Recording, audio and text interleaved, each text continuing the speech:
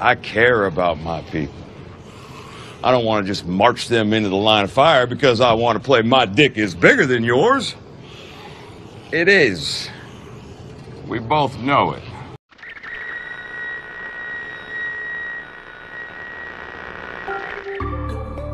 So what's going on, guys? My name's Violent. Welcome to Grizz Zombies. Today we're in Call of Duty World War II Zombies, and this is update 1.10, and we're going to be covering all the patch notes and game update information as to what's going down in the Resistance DLC. So drop a like on this video if you go on to enjoy, and subscribe. Let me know in the comment section if you're new. And if anything here sparks an idea, you're always welcome to hit me up over on Twitter at GrizzViolent. It's the best place to keep talking zombies. There was a lot of Resistance supply drops in my mail. I picked them up, and also a bribe that we're going to be looking at that's very interesting. But along with the patch notes, there's a lot of interesting changes, and we want to cover everything from top to bottom, and absolutely I'm going to talk about all of that. But things that aren't included in these actual patch notes that Sledgehammer provided are things that I'm going to be showing you actually in the gameplay. So make sure you're watching that towards the beginning. A lot of it is the new weapons that were introduced. There were actually 2 new weapons, 2 pistols, and also the starting weapon, the SAP 9mm. You can absolutely equip that as a starting weapon now if you have one unlocked. This was actually quite a large update, and I'm really surprised that the orders feature, the tab that we've all been hoping for, that's going to elongate the endgame grind in World War II Zombies, would show, and it just hasn't yet. So I still remain curious as to what the team, Cameron's team, is actually doing over there at Sledgehammer and why they're holding off on that. I don't understand it. People are the foundation of what we are building here! And that's why I appreciate each and every one of you guys here on the channel. You like what I'm doing, you support the patch notes in and out as I go through the games. And I do love covering these patch notes for each one of these Zombies titles. Right now with World War II Zombies, I'm not uploading actively specifically for this title. I'm just covering the patch notes all throughout the year, so you should subscribe if that's something that interests you.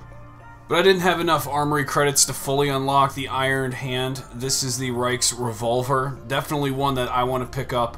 I love Rick Grimes from The Walking Dead, and I would love nothing more than to have a revolver in Zombies. This is another revolver you can get, and I'm not sure how well this one is. I think this one might actually perform better. And this is the Obstructor that you can get in your collections. The 9mm SAP has a variant called the Carte Blanche. I think that's how you say it, but it's a Resistance variant. And I know that the 9mm in Zombies is extremely powerful when you bring it in the Pack-a-Punch. But look at this. I looked in orders, and there's an epic bribe, an epic Resistance uniform bribe, but you gotta play 80 games? Forget about that. I ain't got time for that. As we go look over in Zombies right now, you can see that there's all these different types of variants for the 9mm SAP. I will look at the other 2 here, actually in the weapons kits, but there you go, you have all those variants. Here's all the variants for the Reichsrevolver. There's 2 epics, there's a heroic, and then there's a rare, and so we get an image on the rare of what it looks like, and I believe we'll be able to unlock that in multiplayer. I wish they'd have that in Zombies as special orders. But here's the last revolver, and this is the Einfield number 2, and I believe this is a revolver too. I just think, I'm not sure if this one's going to be better or not than the Reichsrevolver, but that remains to be seen in the future. There's got to be more testing to be done, and I'm not sure why it's duplicated there under my pistols. But let's go ahead and talk about these patch notes.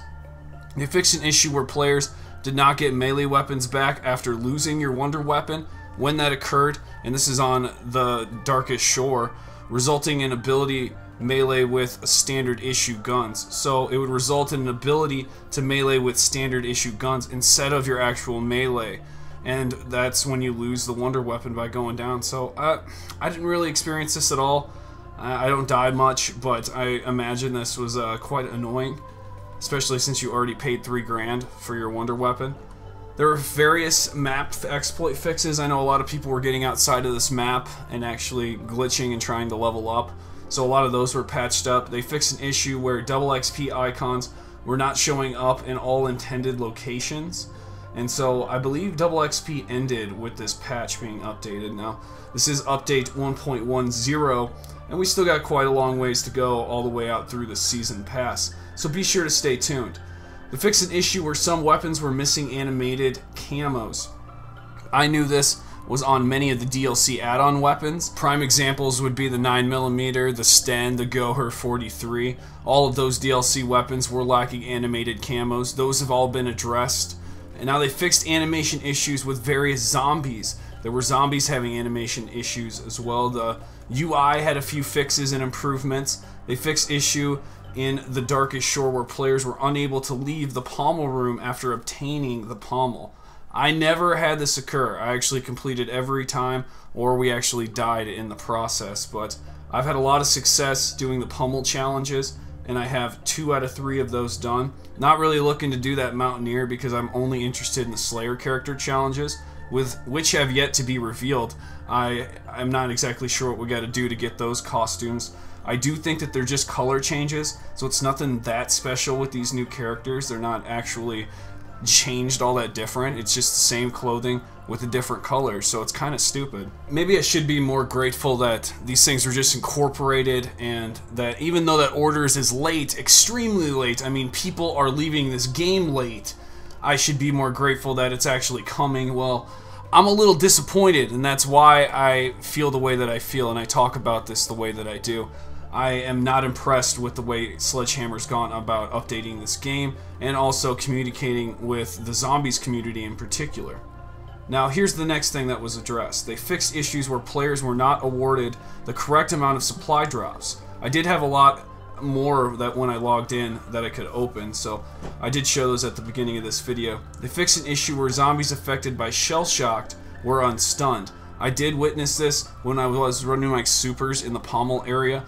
I was having a big issue and other zombies were not affected, and we were trying not to get hit. And I know a few times we failed actually, and I think this might have been the reason. Not all zombies were stunned. Shell shock made them unstunned. I'm glad this was addressed. They fixed various weapon exploits. Not exactly sure what that was about, but they fixed an issue where users were unable to pause the game in local zombies match. So all you guys, if you got this update somehow by connecting online and you're only a local player, you don't have Xbox Live, or, well, you're not on the Final Shore or the Darkest Shore if you're on Xbox yet, but if you're on PS4, you have the internet, but you don't have your PS4 Plus membership, which is like Xbox Live, then you can still download the update, get the game updated, but you were unable to pause the game in local zombies. I feel that was great and important that they actually addressed that. I'm a little surprised that that was in there. And the last fix is they fixed issues with various progression in zombies. So that's ranked progression, I believe. And I don't know what kind of surprises they have for that. I'm approaching Master Prestige, so I'll let you know if something new and special happens with that. I believe I'm ranked like 35.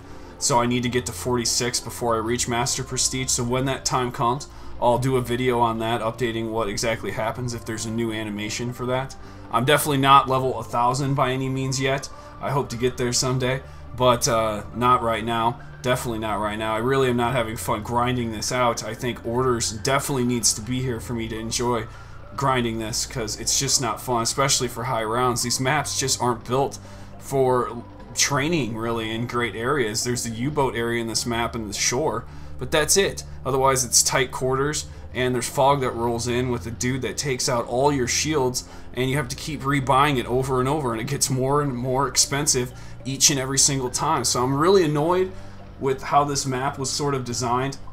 I think storyline wise it sounds like they nailed it. I don't know, I played as a special character when I beat this map, so I didn't really hear any dialogue. Let me know if you're one of those guys that actually didn't hear crap about this storyline, and it really seems dull on our end as to what this whole map's really about. So that's kind of where I'm at with World War II Zombies, and that might be also part of the problem, is that I didn't have the dialogue for the actual characters. I love the customization. Don't get me wrong, customization is awesome and I want more of that, but maybe it needs to be moved more towards a second game mode. Battle Royale is what a lot of you guys are talking about, but I'm just saying any sort of game mode. Advanced Grief, I'm a supporter of that because I think it can be good. I don't think the same mechanics should be there. Think of Team Deathmatch, Domination, Capture the Flag, sort of as a high-octane mode with zombies, and it's a PvP competitive.